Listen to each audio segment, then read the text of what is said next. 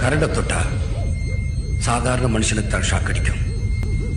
என்ன தொட்டா கரண்டுக்கே ஷாக் அடிக்கும். பாதியில ஜாதி பாகுபாடு கிடையாது. இது பாதியில வந்தவங்க செஞ்ச கொடுமை. துளசி கூட வாசம் மாறினாலும் மாறும். இந்த தவசி வார்த்தை மாற மாட்டான்டா.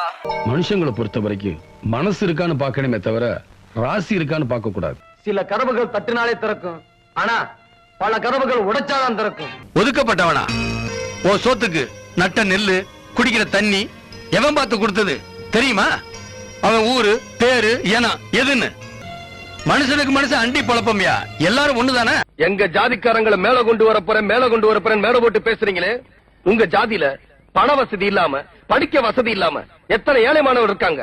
அவங்கள யாரையாவது உங்க செலவுல படிக்க வச்சிருக்கீங்களா? பட்டம் வாங்கி கொடுத்திருக்கீங்களா? இல்ல. உங்க வசதிக்காக உங்க பாட்டம் முப்பாட்டம் பண்ணதெல்லாம் விட்டுட்டீங்க. அவங்க விட்டுட்டு போன ஜாதியை மட்டும் இன்னும் விடாம உடம்பு பிடியா பிடிச்சுக்கிட்டு இருக்கீங்களே.